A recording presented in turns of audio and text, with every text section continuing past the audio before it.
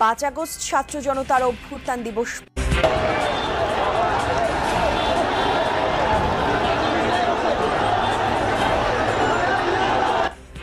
5 August ছাত্র জনতার অভ্যুত্থান দিবস পালনের সিদ্ধান্ত জানালেন উপদেষ্টা ফারুকী।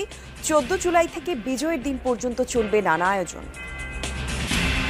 জুলাই কমেমোরেশনে আমরা কি কি কাজ করতে পারি সেটা নিয়ে আলোচনা হয়েছে।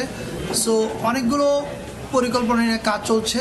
ছাত্র জনতার একটা দাবি, তো জুলাই প্রোক্লেমেশনটা যাতে খুব মানে 5ই আগস্টের আগে এটা দেওয়া যায় সেই জন্য একটা কমিটি করা হয়েছে। নির্বাচনী আচরণবিধি নীতিমালা খসড়ায় অনুমোদন দিয়েছে ইসি। ভোটের প্রচারণায় ব্যবহার করা যাবে না পোস্টার, প্রার্থী ও দলকে দিতে হবে হলফনামা। ন্যায় বিচারের স্বার্থে শেখ হাসিনার আদালত অবমাননার মামলায় অ্যামিকাস কিউরি নিয়োগ। 25 জুন বক্তব্য শুনবেন ট্রাইব্যুনাল।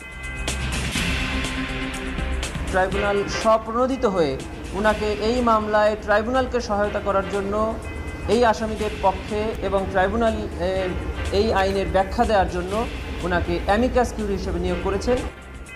জাতীয় ঐকমত্য কমিশনের সাথে রাজনৈতিক দলগুলোর আলোচনা। গুরুত্ব পাচ্ছে প্রধানমন্ত্রী প্রেসিডেন্টের ক্ষমতার মেয়াদ আর সংবিধান সংস্কার।